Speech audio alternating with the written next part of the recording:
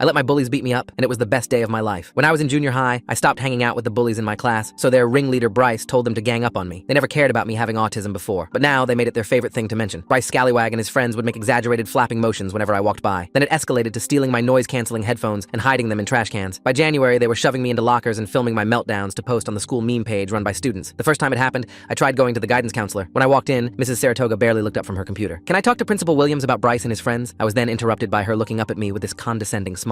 "I know exactly what you people do, always thinking that normal teenage interactions count as bullying, always looking for attention." I swear I thought she was pranking me, but then she handed me a brochure for communication skills and went back to filing her nails. I smiled, because I had an ace up my sleeve. Principal Williams was my dad, but her dismissal made me realize something. If the guidance counselor wouldn't believe me without proof, maybe my dad wouldn't either. He was always so careful about showing favoritism at school. That's when I hatched my plan. I started crying more visibly when they pushed me. I ate lunch alone in predictable spots where they could corner me. I accidentally walked down empty hallways when I knew they'd be there. I documented everything in a password-protected folder on my phone. Screenshots of the meme page, blurry recordings when I could manage it. Bryce got bolder. He went from shoving to actual punches. His sister Kayla would hold my arms while he'd practice his boxing moves on my stomach. His best friend Connor liked to dump my backpack in the toilet. They thought I was too scared and weak to tell anyone. But after a few weeks, I finally had enough evidence to tell my dad. That night, I felt like a kid waiting for Christmas morning, because I knew my dad would destroy them. I woke up before my alarm and strolled downstairs with a confidence I'd never felt before. My dad was already there, making pancakes with smiley faces like he used to when I was little. I sat down with a huge smile. "Hey kiddo," he exclaimed. "I have something that I've been keeping from you," he said, flipping a pancake. "I'm in the process of retiring, and it should kick into place soon. They're making the announcement at school today." My fork stopped halfway to my mouth. He continued, practically bouncing with excitement. "With the retirement package, we can finally afford that Disney cruise you've always wanted. 7 whole days, just our family." I forced myself to smile and squeal about the cruise while my stomach dropped. Without Dad as principal, I had no nuclear option. My evidence meant nothing if he couldn't do anything about it. At school that day, I sat in the bathroom trying not to panic. Then I overheard Bryce and his friend talking by the sinks. "My mom's totally going to win the school board election. Her whole platform is about stopping bullying. She even got that news station to interview her." That's when it clicked. Mrs. Scallywag, Bryce's mom, was running for PTA president on an anti-bullying platform. The irony was so perfect I almost laughed. The election was in 3 days. I spent those days being extra pathetic, extra vulnerable. On election day, I waited by the gym after school, knowing they always went there to vape. When Bryce saw me alone, his eyes lit up. "Look who's asking for it," he said, cracking his knuckles. Connor and 2 other guys formed a circle around me. I didn't fight back. Not when Bryce's fist connected with my eye. Not when Connor kicked my ribs. Not when they took turns seeing who could leave the biggest bruise. Instead, curled up and took it with a chaotic excitement pumping through my veins. They left me there when they got bored. I waited 10 minutes before limping towards the auditorium. My face was swelling. My ribs screamed with each breath, but I had a huge smile on my face. The whispers started immediately. People pointed at my black eye. Someone gasped. I walked straight to the front where the current board members sat. "Mrs. Scallywag says she'll protect kids like me," I said loudly enough for everyone to hear. "But her children Bryce and Kayla did this to me yesterday. Your son beat the crap out of me, Mrs. Scallywag." The auditorium erupted. Full story on channel, link below.